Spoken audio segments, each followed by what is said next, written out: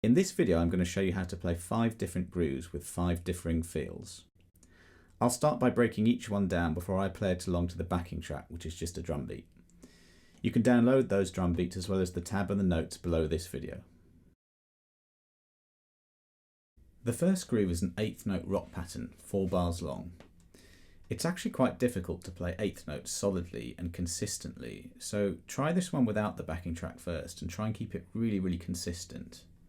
Something like this.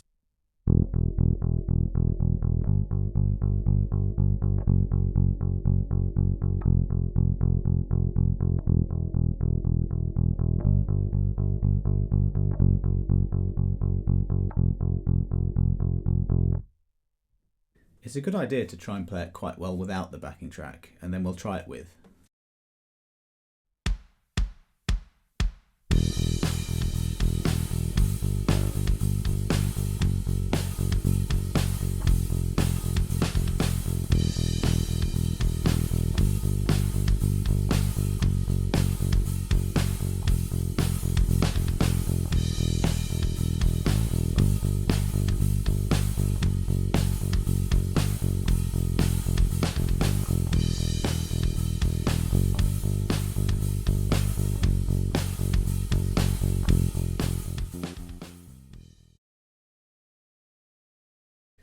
This next one's great for the right hand, 16th note funk groove.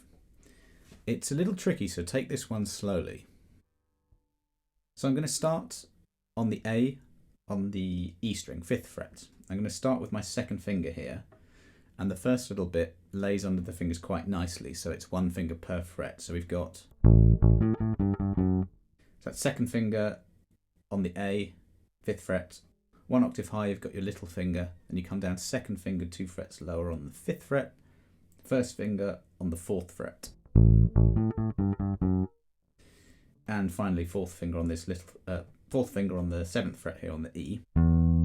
Now here's where you have a little bit of a shift to here. Just shift your hand across 1 fret and a little hammer on. Now I'm using my little finger here, first finger on the 3rd fret of the A string, the C. So your 3rd finger would line up 1 finger per fret, but I just find it a lot easier to use my little finger. So do whichever you feel comfortable with, but it's totally fine to use your little finger 2 frets higher than your first finger when you're down this end of the bass. That's the little line there. And thinking about it, I'd probably go and then shift across, so 2 second fingers in a row really, so which brings me back to the beginning.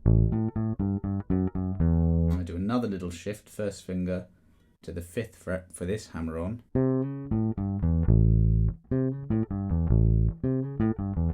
I've got to think about what I'm doing here. So first finger hammers on, and that's what I'm doing. Little finger on the 7th fret, A, on the D string, and I kind of come back to the beginning with the second finger here.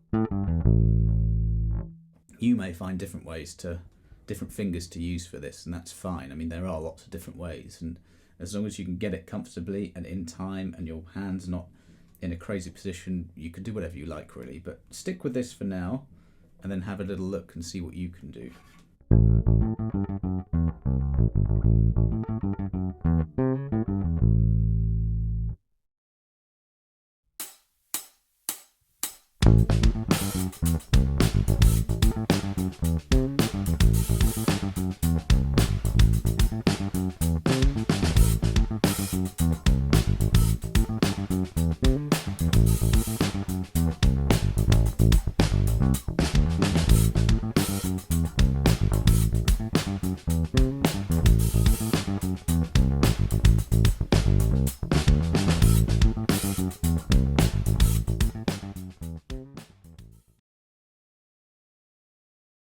Swing jazz refers to the quavers here. In 8th note rock, the quavers were said to be straight, and here they're swung or shuffled. So if I play a C and I play straight quavers, roughly about that speed, that's what we mean. But swing or shuffle refers to the quavers at the same speed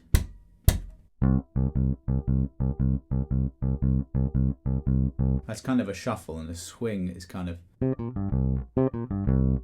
you have 3 notes in every beat. 1, 2, 3.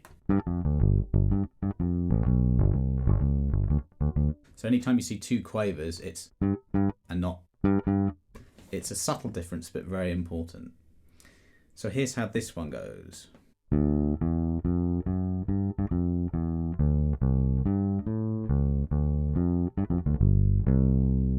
Now I didn't use any open strings there, I just replaced them with a note at the 5th fret, but you can do it open string.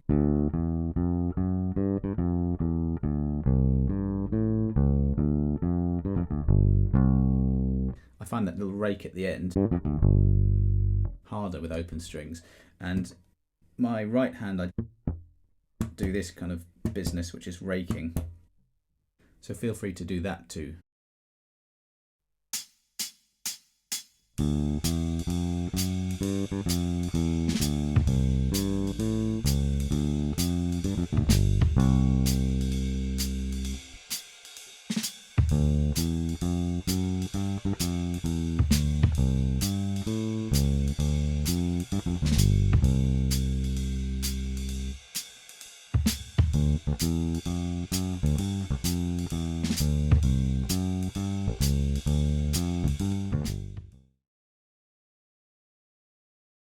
Knowing how to play a 12-bar blues I think is crucial, so here's one now.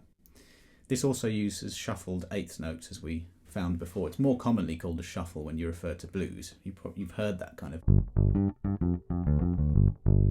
of thing before. So this line uses that kind of a pattern, and we move that around. So the first pattern starts on the G on the 3rd fret of the E string, goes to the octave, which is the 5th fret of the D string, then down to the 3rd fret. Notice I'm using my little finger for this octave. And then again little finger on the 5th fret of the A string. So that's the pattern. And the whole thing goes like this.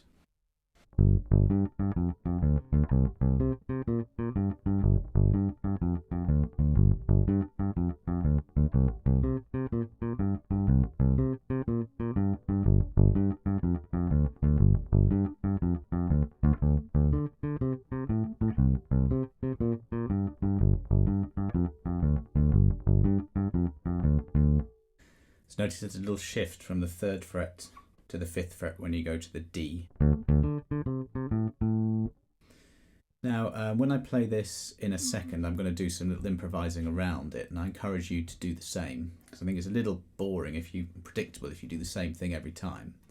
But I mean, the point of this is to get used to the feel and the groove, so focus on that, and then when you're a bit more comfortable, you can do a bit more improvising, which I'll demonstrate in a second.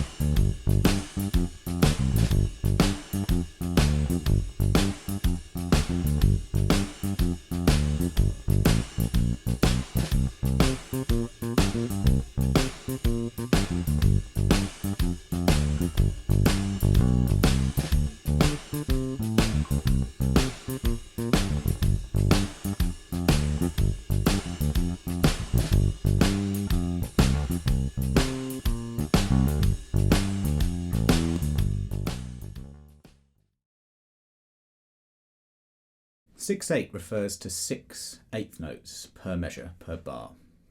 So it's a really nice little feel, that, and it's called compound time. It's quite fun to play. So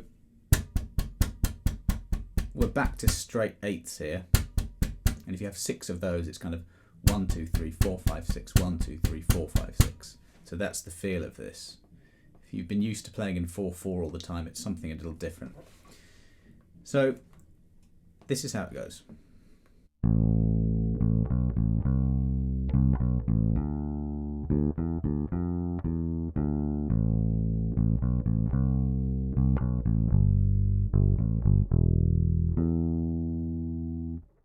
Now this is in A minor, so again I'm going to be improvising a little bit around that.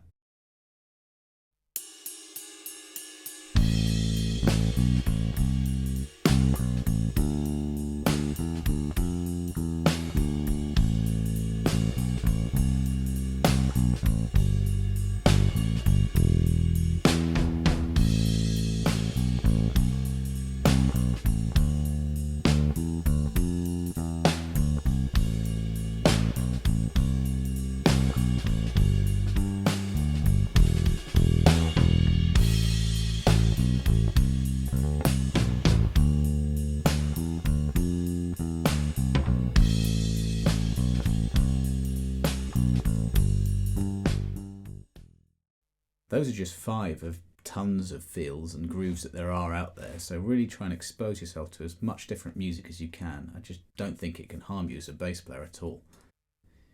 You really can't go wrong if you work on your feel, your timing and your groove as a bass player. It really is the number one thing, getting people tapping their foot. So go through these exercises, join a band, play with a real drummer, that really can't be beaten, and have fun doing it.